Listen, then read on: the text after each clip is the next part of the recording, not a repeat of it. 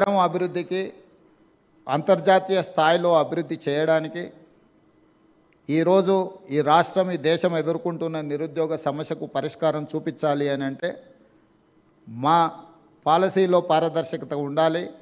ప్రభుత్వం పెట్టుబడిదారులకు ప్రోత్సాహం కల్పించాలని స్పష్టంగా మా ప్రభుత్వం విశ్వసిస్తుంది.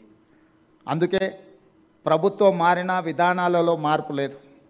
ఇంకా వేగంగా, ఇంకా పారదర్శకంగా, ఇంకా పట్టుదలతో మా ప్రభుత్వం ఈ తెలంగాణ రాష్ట్రాన్ని ముందుకు తీసుకెళ్లాలనుకుంటుంది.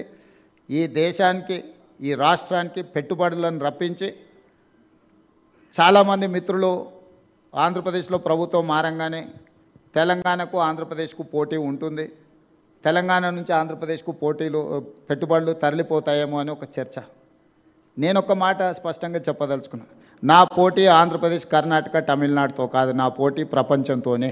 హైదరాబాద్ నగరం నా దగ్గర ఉంది. హైదరాబాద్ నగరం నా దగ్గర ఉంది. దేశంలోనే అత్యధికంగా ఉద్యోగ ఉపాధి అవకాశాలు కల్పించే కాగ్నిజెంట్ నా దగ్గర ఉంది. ఈ ప్రాంతం పక్క రాష్ట్రాలతో పోటీ పడే ఆలోచన నుంచి ప్రపంచంతో పోటీ పడడానికి ఎప్పుడో మా ఆలోచనను మేము విస్తరించుకున్నాము.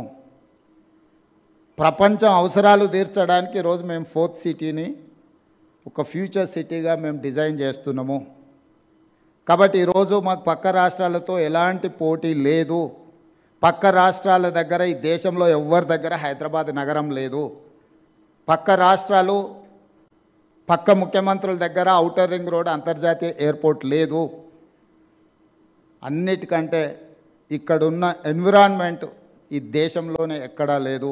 ఇక్కడున్నంత మంచి వాతావరణం, ఇక్కడున్నంత శాంతి భద్రతలు, ప్రశాంతంగా ఉండడం, ఇక్కడ ఎక్కడి నుంచైనా కనెక్ట్ కావడానికి అన్ని రకాల ఇన్ఫ్రాస్ట్రక్చర్ మన దగ్గర ఉన్నది.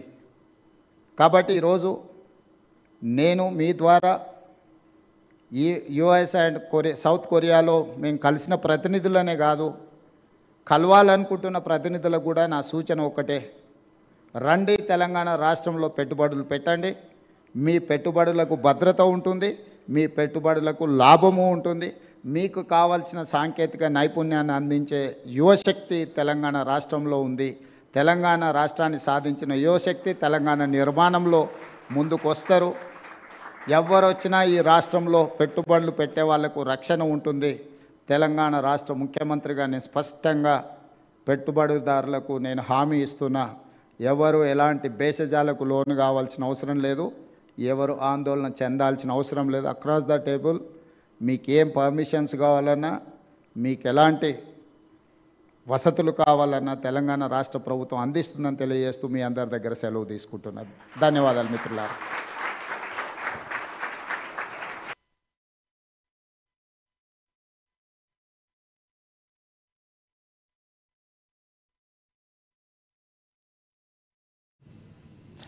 పాపిరెడ్డి గారు చూశారు కదా రేవంత్ రెడ్డి గారు మాట్లాడారు.